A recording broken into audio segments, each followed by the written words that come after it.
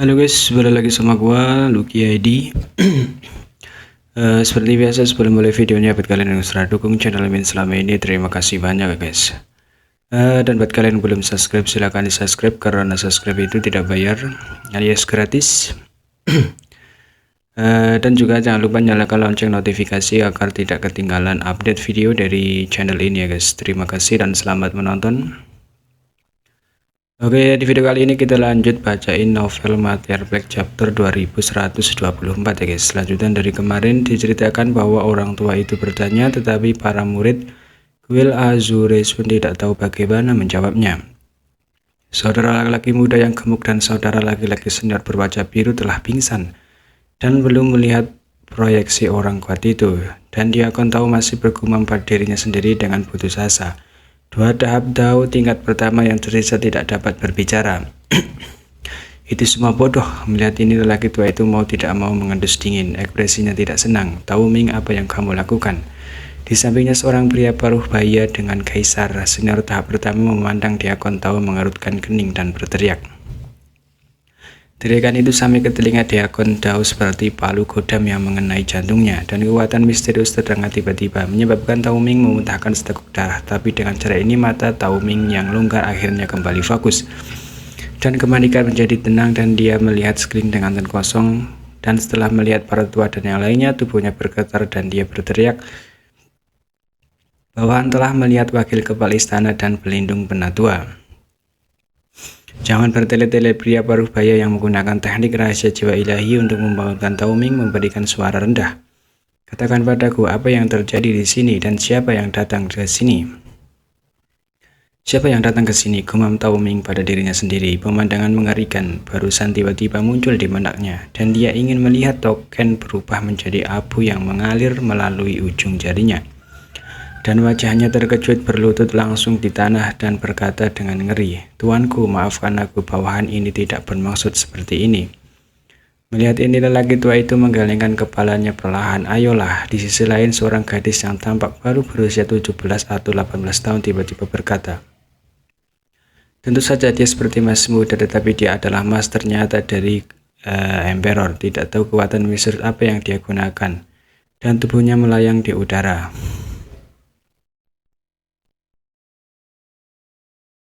Saudara yang bermaksud mendengar ini, Qin Chao yang tiba-tiba memberikan kemungkinan dan berbisik, salah satu kaisar Emperor Agung. Qin Chao yang menarik nafas dalam-dalam dan tidak percaya bahwa dia memiliki kontak langsung dengan karakter legendaris seperti itu. Di istana, satu orang duduk di posisi kepala, mengenakan kemeja ungu. Ekspresinya tidak memiliki kemarahan atau gengsi, dan auranya sedalam laut. Orang ini adalah Master Istana Kuil Azurisun, Master tahap Emperor tingkat ketiga, Wen Yizhan. Ketua yang Kai telah melihat sebelumnya, dan sebagai Emperor semua datang ke aula ini, menahan nafas mendengarkan informasi yang dilaporkan oleh orang tua itu kepada Wen Yizhan. Token, pria berbaju bunga. Wen Yizhan tersenyum mendengar kata-kata itu. Senyumnya tidak terlalu indah, tetapi tampaknya memiliki pesona yang khas. Dengan senyum yang mekar, seluruh istana tampak cerah untuk sesaat. "Tuan istana, apakah kamu memikirkan sesuatu?" tanya lelaki tua itu.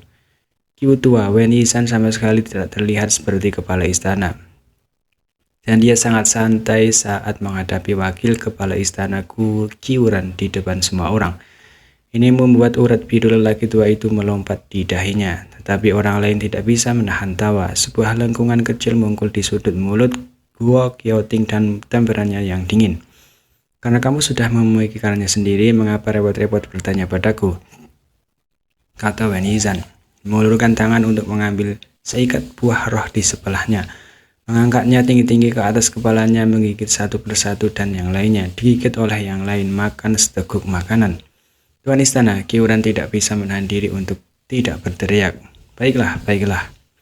Wen Yizhan berkata dengan samar, meletakkan buah roh yang belum selesai di tangannya, bertepuk tangan, berdiri, dan berkata, "Siapa lagi di dunia ini yang akan melambangkan tanda identitas seorang diukir menjadi pengemis di satu sisi dan batu giok, gadis di sisi lain? Siapa yang akan menyombongkan diri di depan umum dengan pakaian hambar seperti itu?" Hanya ada satu jawaban. Di aula utama, semua orang menahan nafas dan memperhatikan Wen Yizhan. Pada saat ini, temperamen Wen Yizhan tiba-tiba berubah. Matanya setajam pedang, Seolah-olah dia bisa menembus kekosongan dan berkata dengan sungguh-sungguh, mengembara Hong Chen bermain dunia. Kaisar Agung Hong Chen, Guo Keting tiba-tiba berkata dengan lembut, "Oh, Keting kecil sangat pintar. Kamu dapat menebaknya." Wen Yizhan melirik ke arah di mana Gao Keting berada. Sisi agung sebelumnya tiba-tiba menghilang, menunjukkan senyum cerah dan berkata dengan lembut, "Ya, hadiah apa yang kamu inginkan? Paman bisa memuaskanmu."